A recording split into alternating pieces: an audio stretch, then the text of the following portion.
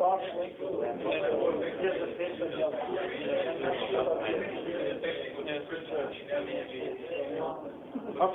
let's get started.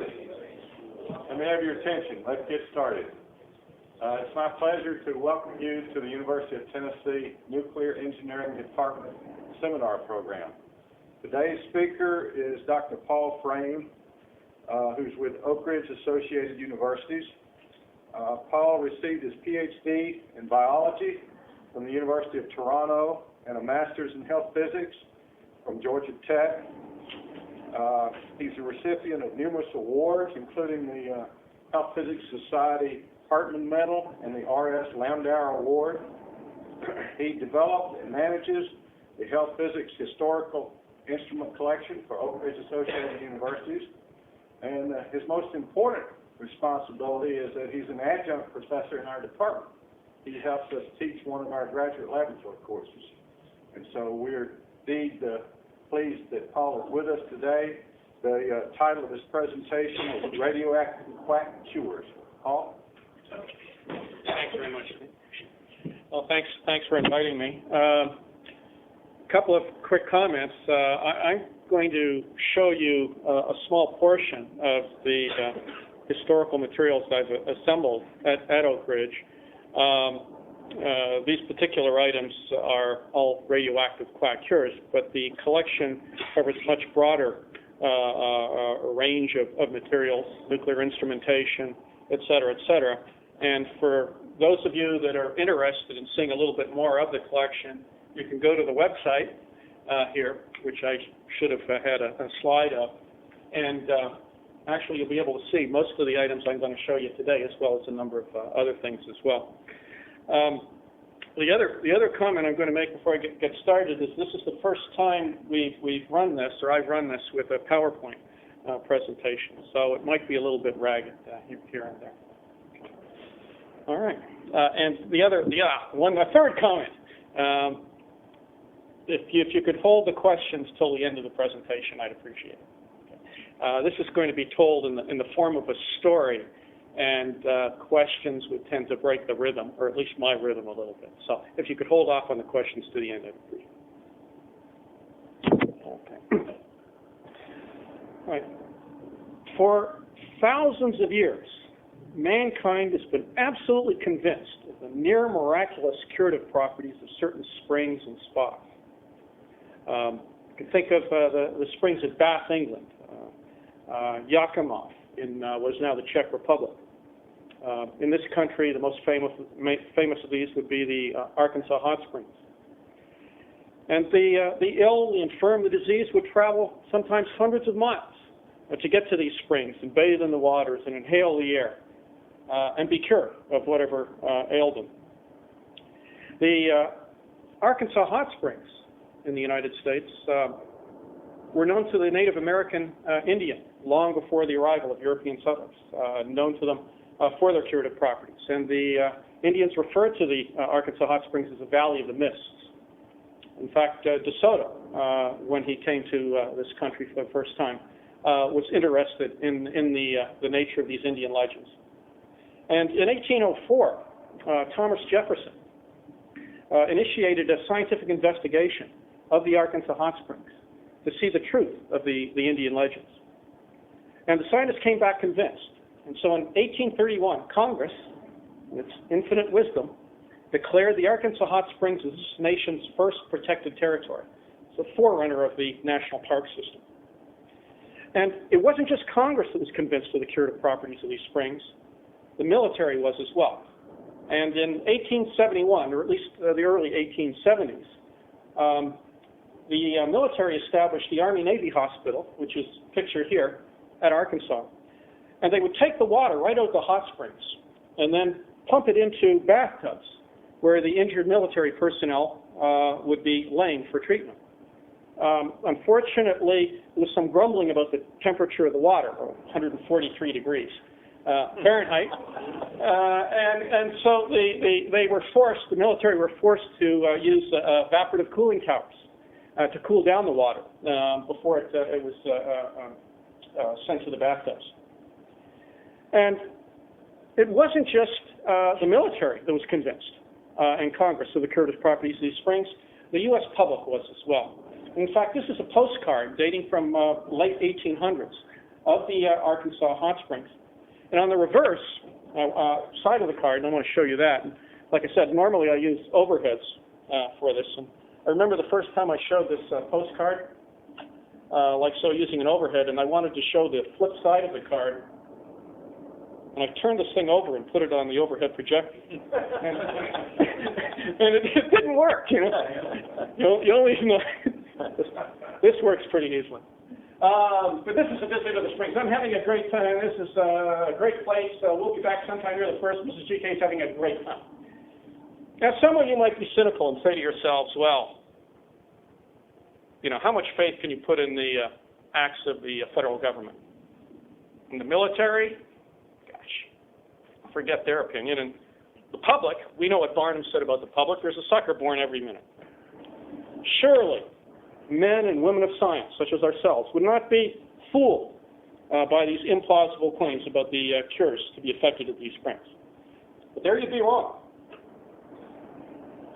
And here, oops, there we go. Here's a list of some of the great scientists who are absolutely convinced of the curative properties of these springs.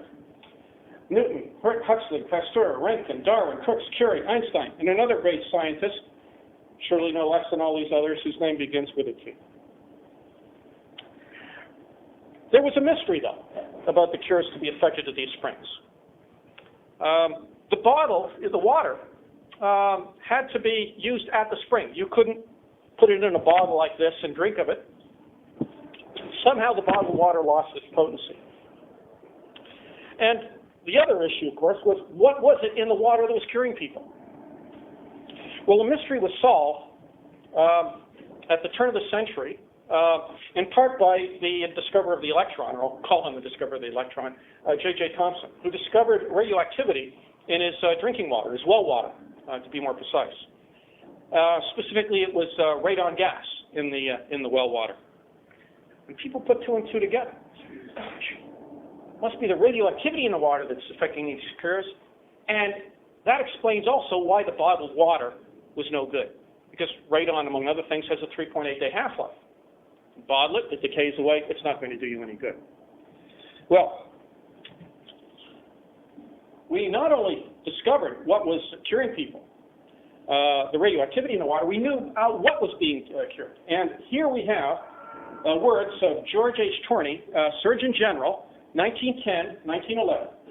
And he's describing the cures that can be effected by the radioactive waters at the Arkansas hot springs. Now, bear with me while I go through this list because I do it for a reason. Okay, cures that can be reasonably expected.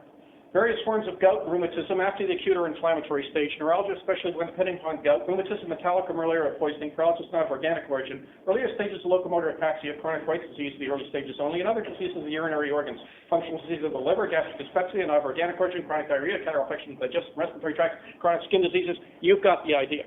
And we not only knew what was curing people and what exactly was being cured, we knew what was going on at the cellular level. And let me read some of the words of the prominent scientists and medical authorities of the time. The effects are created by the ionization of atoms wherever the rays penetrate. The effects are like electrotherapy, except the electrical energy is carried into the depths of the body. Electrotherapy was a very popular medical treatment at the turn of the century. Here you see a book, an illustration from a book dated 1905, dealing with electrotherapy. You see an individual here, undoubtedly arthritic knee, physician over here, electrode, and this is drawn in, but this would be the static electricity jumping across to the knee. But radioactivity is even better because it's internal electrotherapy where the cells, the juices, the protoplasm, and nuclei are subjected to the bombardment of the explosions of electrical atoms. It stimulates the cell by increasing the activity of the enzymes involved in assimilation and breakdown of materials. It destroyed the bacteria, aroused the secretory and excretory organs and ductless glands. It allowed them to throw off waste products, stimulated the sex organs, stimulated urination, calmed the nervous system, reduced blood pressure, and it promoted a healthy mind. Well, among other things, Arkansas hot springs saw a boom in tourism, luxurious hotels and spas sprouted up like weeds around Arkansas hot springs. Yakimov, Czechoslovakia, you remember where they had springs that were known for centuries for the curative properties. Marble palaces were erected at the turn of the century there, marble palaces that are still there today. And here we see some gentlemen drinking water from one of the radioactive water fountains at the Arkansas hot springs, water fountains that are still there today. Now, you could also imagine the consternation of the military authorities overseeing operations at the Army-Navy Hospital in Arkansas hot springs, because remember how they cool down the water? Evaporative cooling towers. What does that do to the radon in the water?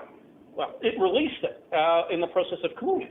So they actually had to disassemble the cooling towers and then use a different approach to cool down the water for the medical personnel. Now, this is what they did at the Arkansas hot springs. This is actually an illustration from a European publication. But this is the sort of thing that's done at the Army-Navy Hospital in Arkansas, where the water with the radon in it would be covered with a rubber sheet, like so. You can see how this rubber sheet goes up to the neck of the individual inside the tub, and that's to hold the radon down. And just so that any of the radon that is escaping the water isn't going to be lost, you can see they're drawing off the air off the top of the water and then inhaling it like so.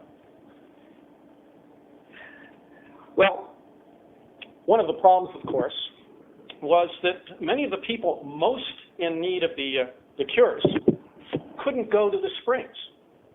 It was a wonderful thing if you could.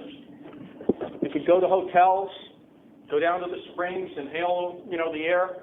In fact, you didn't even have to leave. When you went to the springs, you didn't even have to leave your room. The hotels there would serve you radioactive water in jars like this in your own room. They had larger versions for use in the lobby. But not everyone could take advantage of the springs themselves. They didn't have the money for the trip, or they weren't in a good enough physical condition to make the trip. And that weighed heavily on the mind of R.W. Thomas. R.W. Thomas, one of the great scientists of the 20th century. And remember that name? It began with a T, just underneath Einstein. It's Thomas. But Thomas was not in good physical condition, although he's a very intelligent man. And he decided that what he could do, although he couldn't make it to the springs, what he could do is create the springs in his own home. So he took radioactive ore, uranium ore, fashioned it into jugs, and fired it. And then he filled up these jugs that he made with water and let it sit overnight. And the next day he started drinking water out of the jug. And of course, the radium in the walls of the jug would produce radon that would go into the water and provide R.W. Thomas with a source of radioactive water in his own home. And his friends started to notice the change in R.W. Thomas. They come over and they say, R.W., you're looking good. What's happening? And he showed them the jugs. And his friends wanted these jugs, so he started making these jugs for his friends. And his friends called these jars that R.W. Thomas produced the jar of life, the perpetual spring. But when R.W. Thomas patented these jars and went into production, he called it the Revigator. And we see one here, dating from about 1920. You can see the word Revigator, meaning it's bringing the vigor back into the water that was lost when the radon escaped.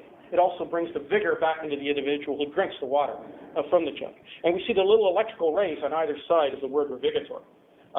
For many, many years, electrical rays have been used as a symbol for radioactivity. And even the radiation warning sign used at Oak Ridge National Laboratory in 1945, 1946, immediately after the war, used electrical rays as its symbol. Okay, that predated the three-bladed trefoil that we're more familiar with today. And they said that radon was to water what oxygen was to air. That water that didn't have radon in it, radioactivity in it, was dead, devoid of its life element, radioactivity. On the side of the jug, we can see the words, fill jar every night, use hydrant or any good water, drink freely when thirsty, and upon arising and retiring, average 6 or more glasses daily, scrub with a stiff brush, and scald monthly. Now, there's several other versions of the Revigator that I didn't bring along. But you can see them on the website. And here is a picture of a later 1930s version of the Revigator. You can see the radioactive water going down into the glass. You see the little electrical rays symbolizing radioactivity coming out of the water. The Revigator water jar for every home. And let's see, here, although there were a couple of similar jars that I didn't bring along. I did have to bring this along. This is perhaps the rarest of all of the Revigators. Okay, you can see it's in a metal case for protection. I got this from an antique dealer who collected thermoses. She thought this was a thermos, but when she discovered that it was radioactive, she wanted to unload it, and I was more than happy to take it. And you can see the Revigator inside. Symbol there. There's no spigot on it. You'd have to pour it out, and that's easy enough to do. And you can see they even provided you with a little cup on the top. So that's a priceless item, one of my favorites. Now, this was a very popular product. You can see there are now over 500,000 satisfied Revigator users. They sold over 100,000 of these units, 100,000 in California alone. They had major operations not only in Los Angeles, San Francisco, Toronto, my hometown, Chicago, New York City, and elsewhere. Very popular product. Now, of course, there were going to be competitors, and here we have one of them. The lifetime, because radium has a 1,600-year half-life, radium vitalizer water jar. So this is going to bring the vitality back into the jar. And despite the fact that this is almost indestructible for a body made of aluminum, you don't see these very often for some reason. And the way that it works, you see there's radioactive ore down in the bottom. You hear that rattling around, held in place with a perforated plate. You simply fill it up with water and use it just as you would the Revigator. I have no literature at all on this particular item, but I did find an advertisement from a Denver newspaper in 1926 that refers to the jar. This is Amanda's sales company, and what they're doing is trying to attract customers. So they say, if you come down to our store, we'll provide you with free radioactive water from the radium vitalizer water jar, and it will cure any of these indicated ailments. Another device that we have here comes from Allentown, Pennsylvania. This is a product produced by 4 physicians there, the Turbina jar. And inside we have lumps, or would have lumps, it's no longer in there, of torbornite uranium-containing ore. And you simply fill it up with water, just as you did these other devices. And this is just one cover page from the catalog that came with that particular product. Another device that I brought along is actually my most recent acquisition of this sort of device. This is from the Curie Radium Company. This is the Curie jar. It actually is quite large and consists of 2 components. The water would be introduced in the top. It then would filter through the bottom into this portion down into the second jar below, and then the source, the radium source, would be down at the bottom. You'd basically take about 24 hours to charge the water, and then away you go. This is a real beauty here. Now, one disadvantage of these sorts of devices, of course, was that you really couldn't carry them with you when you went on a trip. They wouldn't fit very easily into a suitcase. But you could take along one of these sorts of devices. This would be referred to as an emanator. Rather than put the water in them, as you would with the jugs, you would put these things, the emanators, into the water. This is probably the most famous of the emanators, the radioactive Thomas cone, named after R.W. Thomas. And on the bottom, you can see the trademark, the little cone with the radioactive rays streaming out like so. This was manufactured in Lubbock, Texas, porous concrete, 70 grams of carnotite ore inside. You just put it in the water overnight. The radon goes into the water, and you drink therefrom. And I have here's a portion of a brochure dealing with this particular product. And these are wise words. You may want to pay attention here. Health, wealth, happiness, having these you have it all. And the greatest of these is health, for without health, wealth is valueless and happiness is impossible. The radioactive cone bears its own trademark on the bottom. I'll look for the trademark beware of imitations.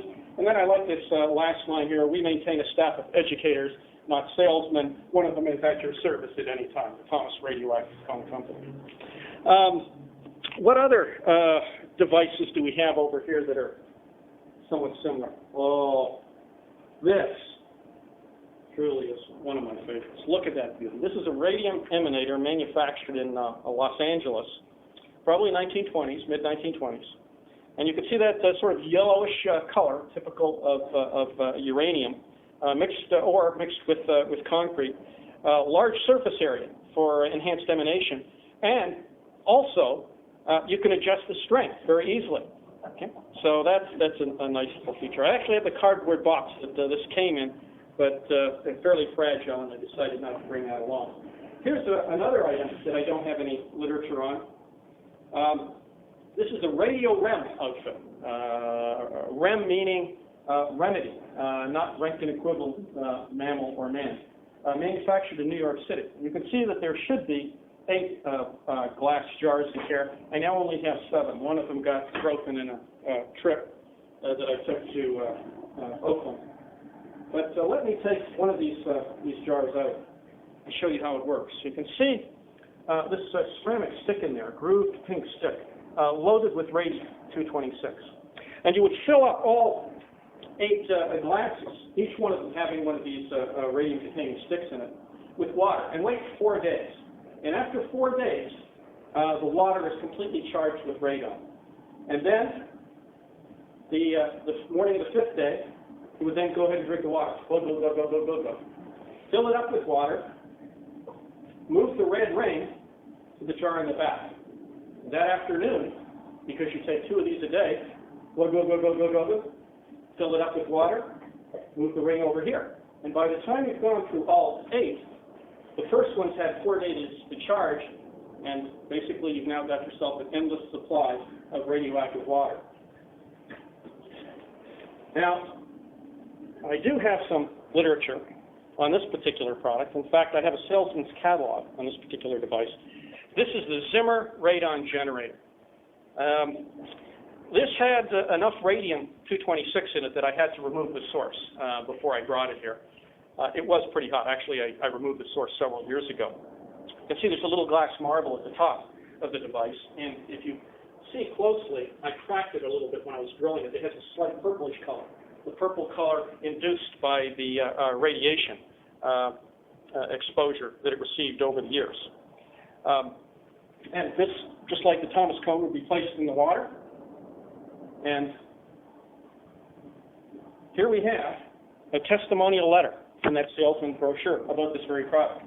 But this is not just any testimonial letter. It's written by the author, the famous author of Beside the Green Lagoon, Roy Walter James.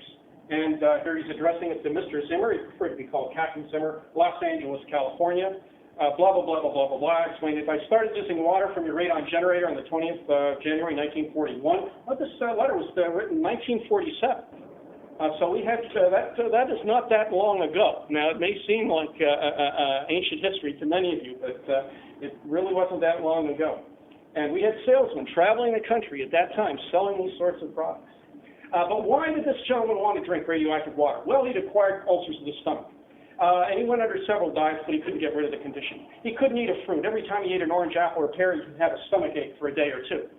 And then he went to see his doctor. And his blood pressure, by the way, was only 110. In many cases, they thought that blood pressure should be higher rather than lower to promote good health. His weight was only 139. In general, his health was very poor. And on the 10th day after drinking, he felt better. He walked faster. He saw his doctor. His blood pressure was now up to 140, and it's remained normal to this day. And at the end of 3 months, his weight was up to 175 pounds for the first time in his life. He could eat an orange and feel no pain. His doctor said he looked 20 years younger. Friends and relatives didn't know him on sight. He was so changed. And to you, I shall always be grateful. He felt that Zimmer's radon generator had saved his life. Well, who could doubt the words of Roy Walter James? Now, if radon was good, radium had to be just as good, the parent of radon. This is an advertisement, probably 1918, 1916, thereabouts. An advertisement produced by the Radium Chemical Company of Pittsburgh. And you can see here a jar, a standard radium solution for drinking. I actually have one of these jars like so. Not only could you purchase these over the counter to drink, you could actually buy a standard radium solution for intravenous use. Now, the first limit on radium, in fact, any radionuclide in the body, was established about 1940 by actually a gentleman that Peter Gore knows fairly well, Robley Evans. And that limit on radium-226 in the human body was 0.1 microcuries. Now, this vial for intravenous use would have 5, 10, 25, 50, or 100 micrograms, which is the same as microcuries of radium-226. People were shooting up with 100 microcuries of radium-226 at a time. There were physicians that were on a weekly basis injecting individuals with 10 microcuries of radium-226 to promote health. Pretty interesting times. What other products were available? Well, I have a few over here. Oh, Arium pills. $1 would buy you 41 pills in this little box, and they're still in there in case anyone's interested in trying them. I don't like opening them up. It might cause a little bit of a problem here for Dr. Dodd, so I'm going to skip that.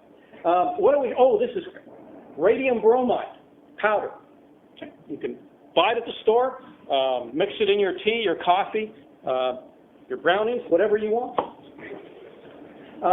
Radium pads. Words, radium ore healing pads. Here's Cosmos radioactive pad loaded with monazite ore, all dating from the 1920s.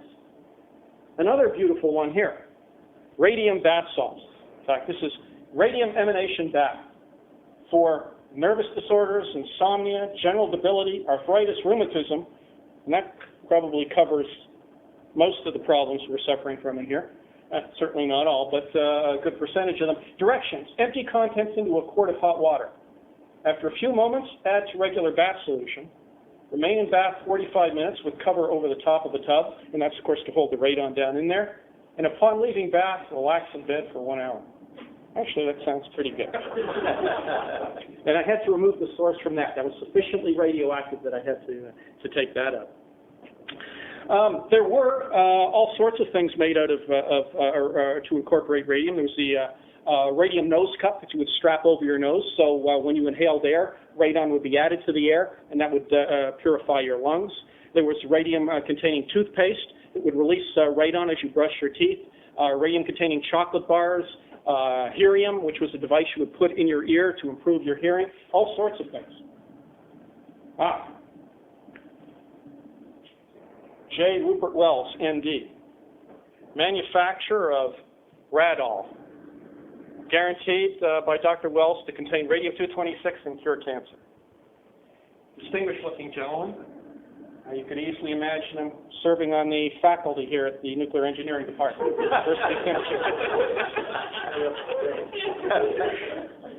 But the man was a fraud.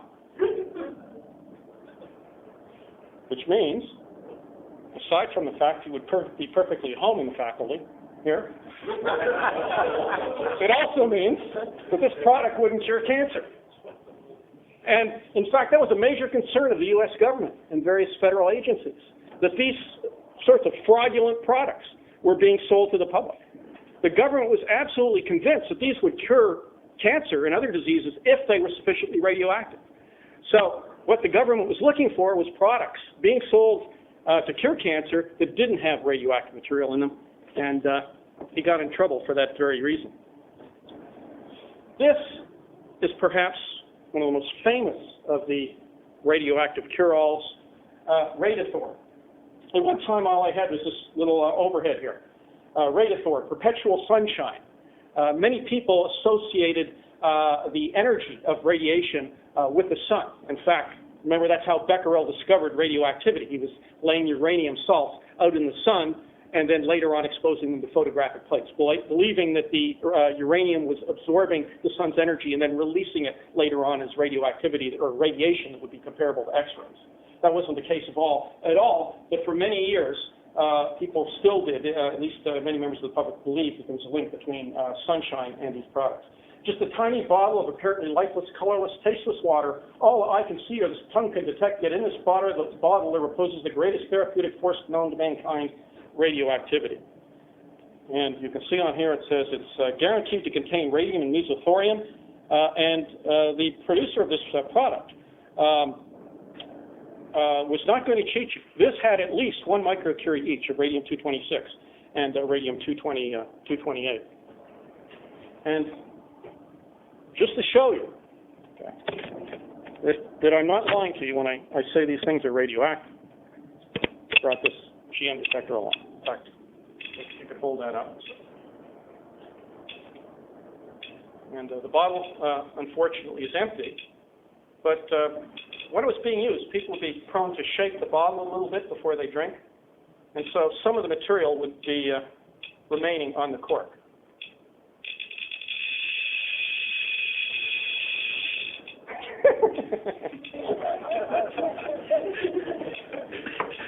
Well, let's take a look at some more. Here's the brochure that came along with Radithor.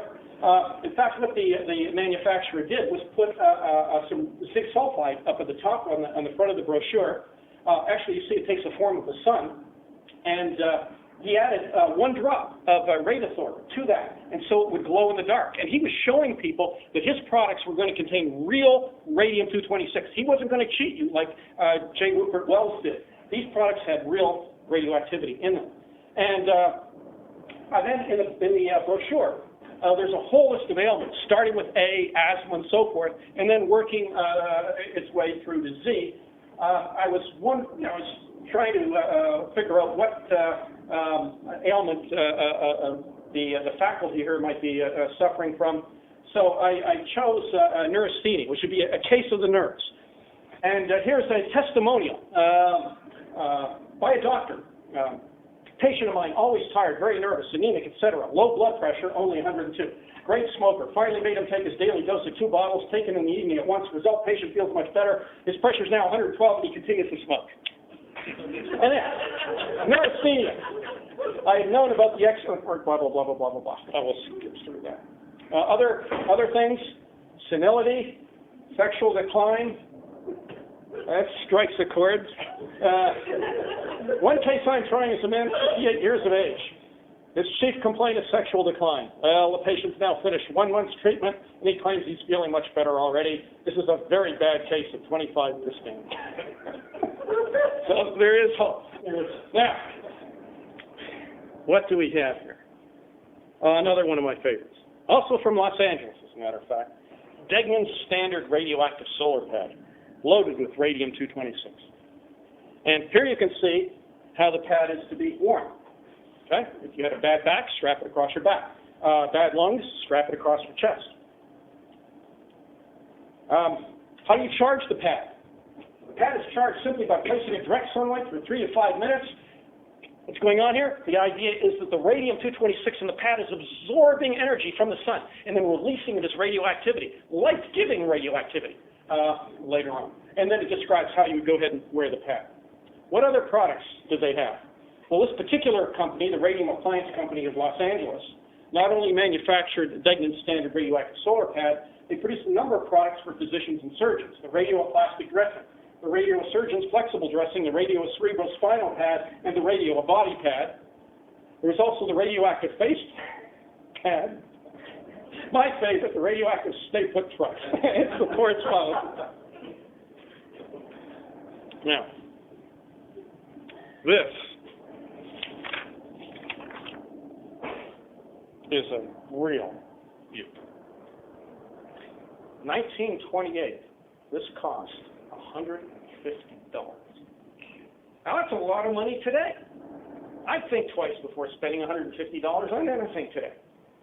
But back in the 1920s, this is the Radi Intercranator, manufactured by the manufacturer of Radithor, perpetual sunshine in a bottle. And look at this blue leatherette case with a gold floral embossed design in it. And then you open it up. You can see blue velvet.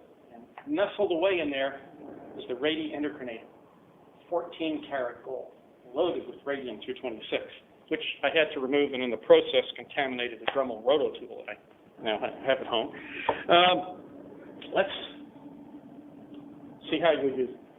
Now, first of all, what they're saying is here, don't confuse the radiator with any radioactive pads, blah, blah, blah, blah, blah. Some of these pads, and notice they're taking a cheap shot here at Degman's standard radioactive solar pad. Some of these pads are to be laid in the sun for recharging. This is the purest of nonsense. There's not a shred of truth known to modern science that substantiates such a theory. Blah, blah, blah, blah, blah. How can it be worn? Well, if you're a male, place radiator in the pocket of the adapter with window upward towards the body. Wear adapter like any athletic strap. The clock label in front, this puts the instrument under the scrotum as it should be. Wear at night, radiate as directed. And before I removed the source, I measured it. This was approximately 200 millirad per hour on contact.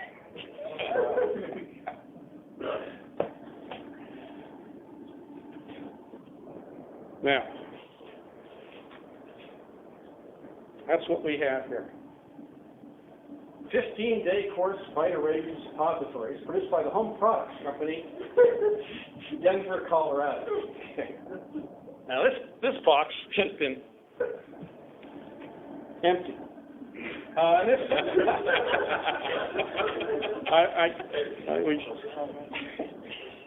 We don't need to go into the explanation for that. But nevertheless, here you see the product. Here's a section of the brochure describing this particular product.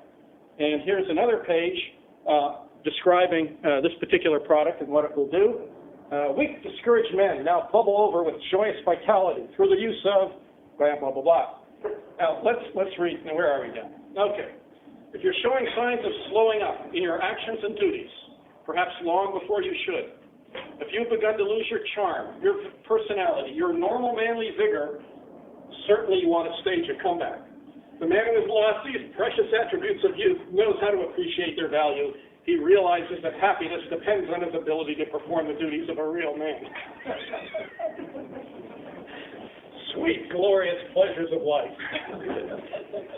Nature intended that you should enjoy it. And that's what this product will get you. They had another product as well. But we don't want to go there. Well, some of us may be saying to ourselves, gee, these products were only available back in the 1920s, maybe the 1930s. Too long ago for any of us to have had any measurable effect or benefit from it. But there were some products available in the 1960s similar to these. And some of us remember the 1960s. Some of us don't. But here's one product. The ionic charger sold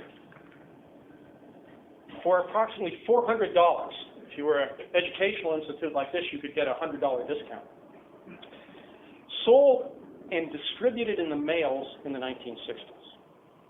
This had approximately 1/3 of a millicurie of radium-226, 300 or so microcuries. Now, for many, that's a fair bit of radium-226.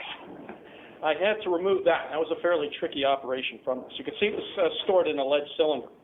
Now remember, this was shipped through the mails in the 1960s. And what you would do would be squeeze this bulb. It would blow air over the radium source inside. The air would then pick up the radioactivity, that is the radon, and then it would come out the other end of the device through this small bulb, and you may not be able to see it from any distance, but there are little tiny holes in that bulb. And so you would place this in a glass of water, squeeze the large bulb, and then those bubbles of radon gas, radioactive air, would bubble up through the water and charge it. And then you could drink it, provide it to your plants, your animals, all sorts of things.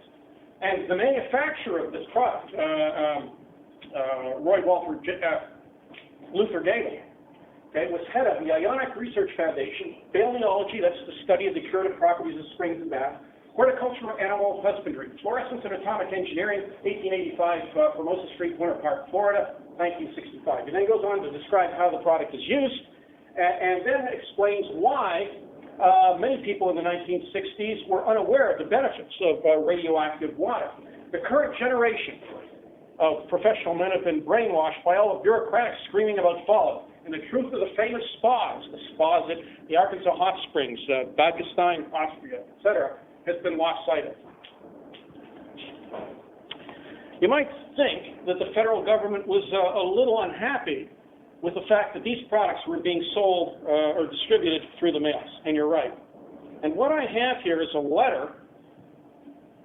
Actually, this is from the General Counsel of the Food and Drug Administration to the United States Attorney in Tuskegee, Oklahoma. And in fact, identical letters went out to all the state's attorneys.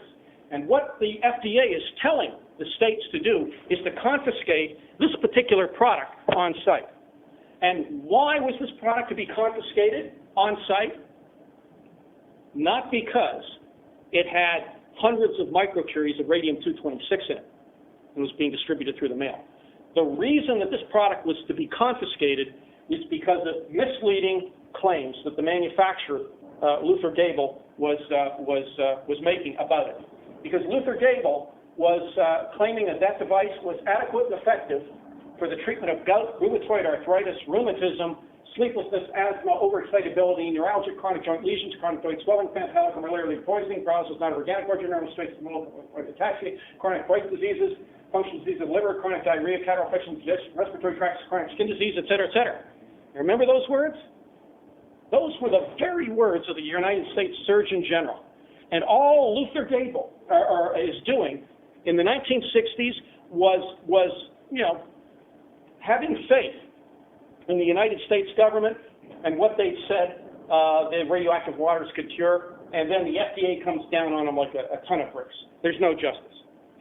Anything else available in the 1960s? Well, there was a number of things. I don't have any literature on this. This is a radioactive pad. See, it's the Gras-Mage uranium comforter. You see the little electrical rays coming out of it like a radioactivity. And he goes ahead and says, check it for radioactivity with a Geiger-Müller detector. And by golly, I did. And it is radioactive, no question. Produced in LaSalle, Illinois. In fact, this was produced in a residential garage in LaSalle, Illinois in the mid-1960s. And this is the story as I have it and how I came into possession of this particular pad. It was a nice summer morning in LaSalle, Illinois, not very far from Chicago. Suburban area, children out in the street, playing baseball and riding their bicycles, neighbors chatting over the fence, birds chirping in the trees. And then all of a sudden, the federal authorities swoop down on this residential property, kick the doors down, and confiscate all the pads that this gentleman had. Destroyed them all, except for 3. Now, the man that was making these died shortly thereafter. Probably his spirit broke. But 3 of these did survive in the bedroom drawer. And through the 1970s, these 3 remaining pads gnawed at the conscience of his wife. Because every time she was in the bedroom, in her mind's eye, she would see these remaining pads in that bedroom drawers, and it would remind her of her husband and his death and what the federal authorities had done. So finally, she couldn't take it anymore. She went to her local parish priest in Chicago and then confessed the presence of these 3 pads. So what would any parish priest do in a situation like this? Well, he ratted on her to the NRC. and that's how I got this packet. Actually, the priest said, what we're going to do is we're going to take these 3 pads and I'm going to dump them in this particular abandoned cornfield. And the NRC said, no, we don't pick up things in abandoned cornfields. And so they got the pads directly from the woman. And 2 of them are up in Chicago to this day in the NRC headquarters there. And then the 3rd one I have like so. Well, that was the 1960s. Anything available a little bit more recently? Of course. Well, there is the NAC plate and the NicoClean produced in the 1990s. And they're based on a U.S. patent. You can see the patent here, dating 1965. Actually, it was filed in 1965, but it was patented in 1967. It's a method for reducing irritants in tobacco by gamma irradiation. In other words, by exposing tobacco to radiation, you could reduce nicotines in tars. And so the NAC plate, nicotine alkaloid control plate, has low-grade uranium ore on this side. And the NicoClean, exactly the same. And what you would do would be to slip this card, okay, with the source facing your cigarettes. And as this sits in the package of cigarettes, it's destroying and denaturing the nicotines and tars, all the harmful components of the cigarette. And at the same time, it's making the tobacco taste smoother and milder. A point addressed in the patent, as a matter of fact. Now, here is the instructions that came along with it. The mechanism is based on the chemical hypothesis that ions, that is radiation, emitted from the natural ore denature and reduce nicotine, tar, and harmful gas. Of course, NAC brings you the soft, mild flavor without affecting the original tobacco taste. With NAC, you can enjoy the unique stimulation of cigarette. I'll get used to this. And the golden moments of watching the smoke rise slowly. NAC assures you of rich tobacco flavor. Just light a cigarette as usual, and with your nerves relieved and refreshed, you can get back to it. Now, doesn't that make you want to take a smoke? It certainly does. Well, anything else available? Well, this product was available in the 1980s. 20,000 of these sold from a warehouse in Kansas City. The endless refrigerator freezer deodorizer. Loaded with monazite sand. Monazite sand contains thorium, 232. They call it endless because thorium has a 10 billion year half-life, which is close enough to endless for most people. And what you would do would be hang it in your cigarette, or in your refrigerator, and the radiation emitted by the monazite sand inside here would then destroy and denature the odors, just as it would destroy and denature the nicotines and tars in the cigarettes. Now, shortly after I got this product, I happened to be in Oak Ridge at a sandwich place. It was actually Billy's Time Odell.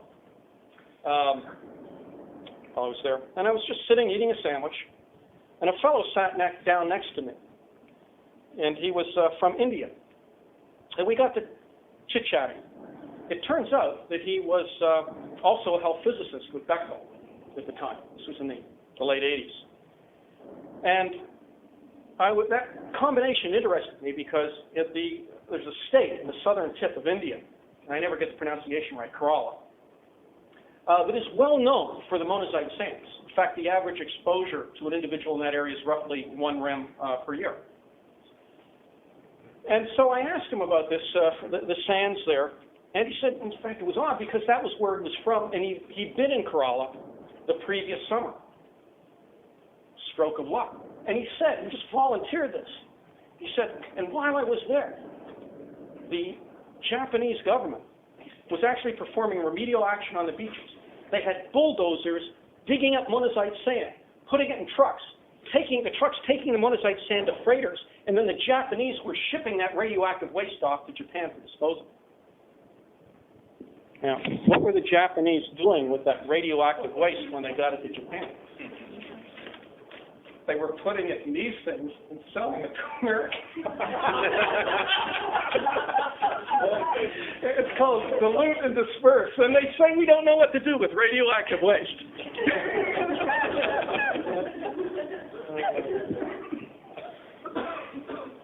Well, that product you won't find on the market anymore, unfortunately. Is there anything else you could do? Well, to this day, there are at least 6, possibly 7, radon mines in Boulder, Montana, where for a small fee you could go down into these mines and inhale the radioactive air for essentially as long as you want. CBS This Morning Show, not that long ago, took a camera crew down into the mines there, and they have pictures of people sitting there playing bridge down in the mine, drinking water, and inhaling the radioactive air.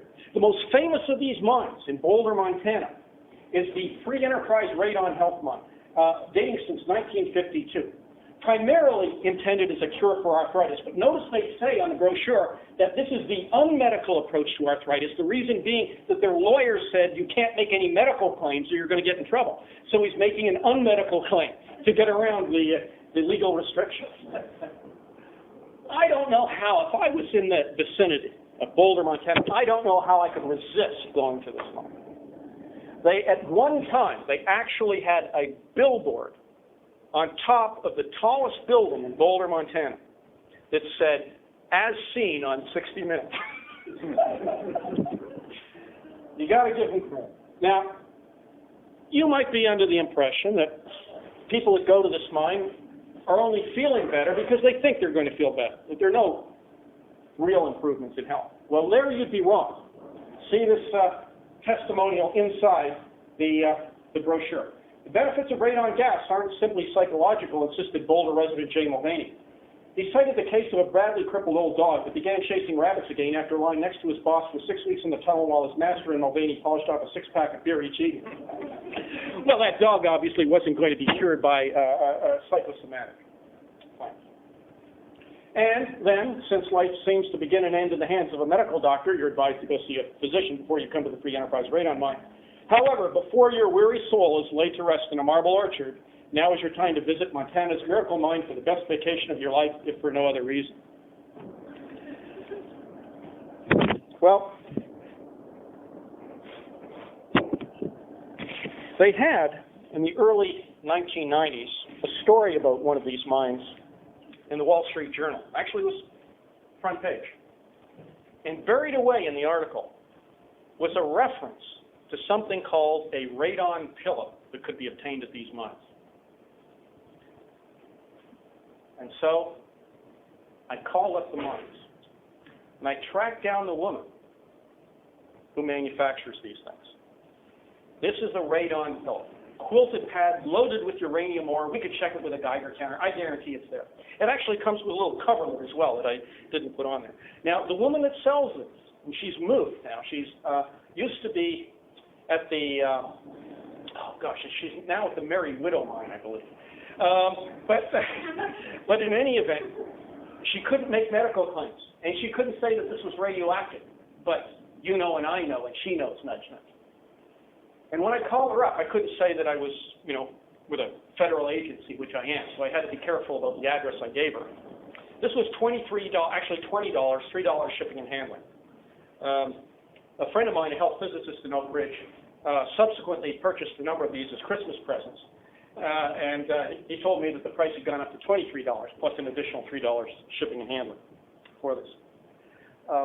And as I was giving her, the information, to whom she could send the pad and the address, she said, "What's your name?" And I said, "Well, Paul Frame." She said, "Oh, I'm related to the Frames." So it turns out that actually I have a relative making these things. I can't tell you how great that made me feel. Now, it turns out the relationship was by marriage only, but still. It was something. Now, perhaps you might be interested in something a little bit more exotic than Boulder, Montana. Well, what you could do is go to Yakimov in the Czech Republic. Remember the springs I'd mentioned at Yakimov, where in the turn of the 1900s, the 20th century, they built marble palaces around those springs, and those palaces are still there today. And this is a brochure, a current brochure from Yakimov in the Czech Republic. This is the Marie Curie Sklodowska, that was her maiden name, Radium Palace, open to the public today.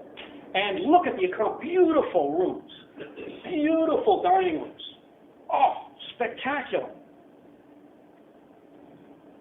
So here's a view of the Radium Palace from the air, as it is today. And what can you enjoy when you go to the Radium Palace today? Well, you could enjoy the radon baths. Okay. volumes of activity of water used in the baths varies from 120 to 150 nanocuries per liter. That's essentially 250,000 picocuries per liter. Pretty good. Generally, those are communal baths when you're naked, so you may feel a little uncomfortable about that, but there are private baths as well. But there are other things available as well, including these, the Yakima boxes. Now, what's a Yakima box? Well, it's for brachyradium therapy. Plexiglass applicators containing radium-226 or cobalt-60, okay, are used for local irradiation of painful areas, spine, median, large joints, muscular groups, and tendons. After application and fixation of these boxes to the skin, the local exposure usually lasts 6 hours. The superficial dose at the site of application varies between 180 up to 280 rad.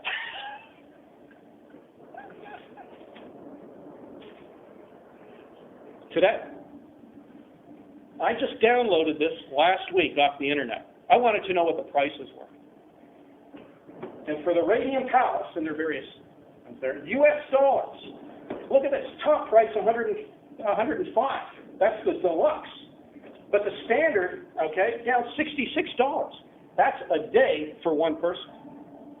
That includes, let's say 105 deluxe accommodations at the Radium Palace today. That includes full board, 3 meals. It doesn't say it here, but it includes tax.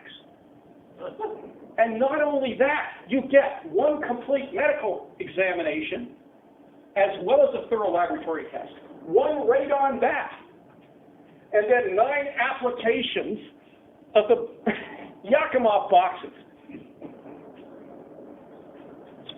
Hey,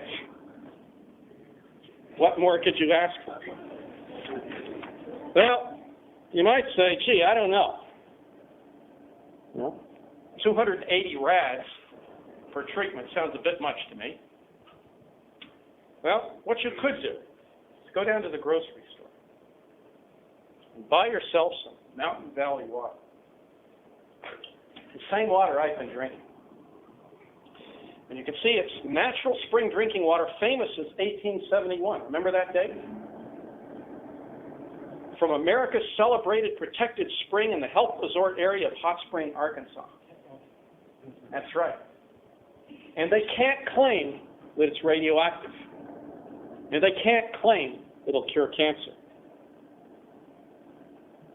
At least they can't after they got fined by the federal government.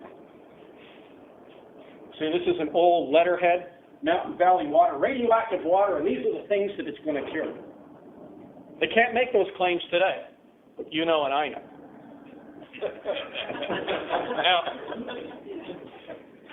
Now, you might be saying to yourselves,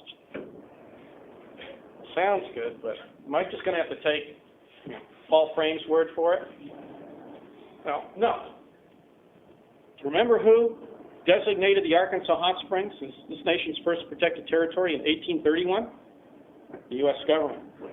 And this is the water of choice today in the U.S. Senate.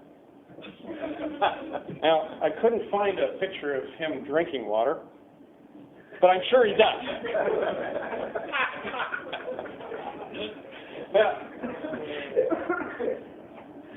Yes. And when Tricky Dick made that famous groundbreaking trip to China in the 1970s, he took along cases of Mountain Valley water. That was the only water he was going to drink. And then in 1992, when they moved from Arkansas to the White House, the happy couple, picture here, took along cases of Mountain Valley water. And not only that, I don't know, has anyone been to Graceland here? Oh, you have. Thank goodness somebody, has been to Graceland. It's part of the tour. When you go to see worship at the Elvis Presley Shrine in Graceland, it's part of the tour. You can go into one of his private jets that's there. Did you go into the private jet? And in the private jet is a display case And in that display case is a bottle of Mountain Valley water, because that's what the king drank, or I should say drinks, when he's on the road. And some of us may follow the ponies, and it may be of interest to you that this is the water of choice of many great racehorses. Thoroughbred, National, Secretariat, Kelso, dominated horse racing for 20 years, and all drank Mountain Valley water. Now, I'm not sure whose company you prefer to be in, theirs or Elvis's. Personally, I prefer a dead racehorse. But you'd be in good company anyway. And that's my story. So if you have any questions, I'd be happy to answer them as best I can. Okay.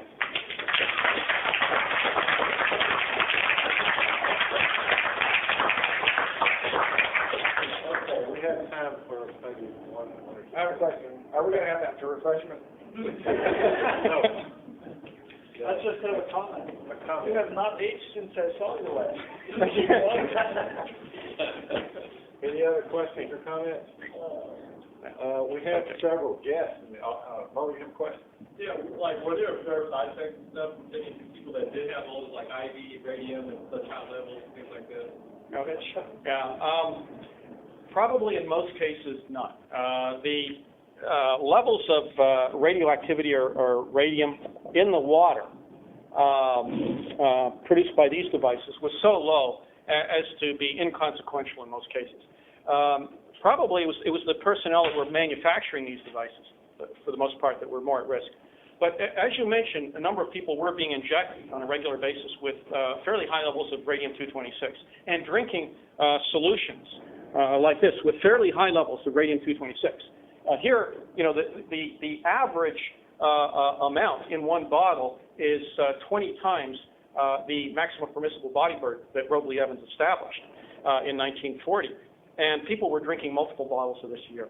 And actually, this relates to a comment that Peter Gore was making earlier on. There was a gentleman, actually very famous, by the name of Even Byers, who was the United States Amateur Golf Champion, 1904-1905.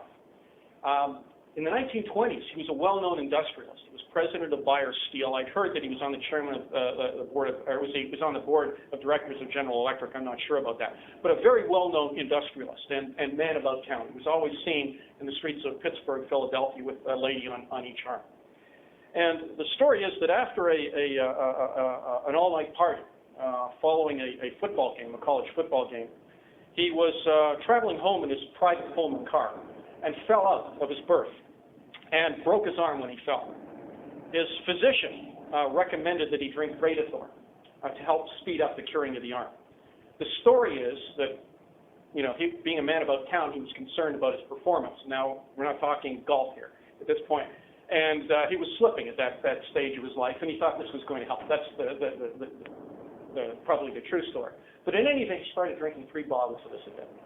And he did from about 1928 to 1930. By 1930, he was no longer feeling that good. Initially, he thought he was feeling the benefits. By 1930, he noticed a few teeth falling out, and actually portions of his jaw were falling out. He had to have large sections of his skull removed. And he essentially went into a 2-year death, actually in Southampton, Long Island. Time magazine actually sent a reporter out to Southampton to interview him just before he died, and the reporter said that he'd never seen such a horrific scene in such a beautiful location that is overlooking the beaches at Southampton. And the reporter was describing how all these portions of his jaw had been removed, and there were actually holes in his skull that you could see through. So there was certainly his death and undoubtedly any number of other deaths, but not well documented. Okay, we have several visitors with us today, and you probably don't know that we have refreshments after all our seminars downstairs on the 2nd floor, and you're invited to join us for refreshments. Dr. Frame will be down there, and you can ask more questions. But before we adjourn for refreshments, let's express our appreciation again for Dr. Frame.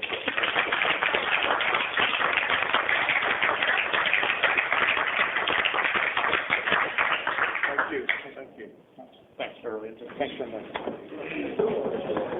Okay. That was great. I love that. Okay. Can we? Do We're gonna have to pack this stuff up. Yeah. Let's bring down. Do you want to go downstairs? We can lock this room up That's so that nobody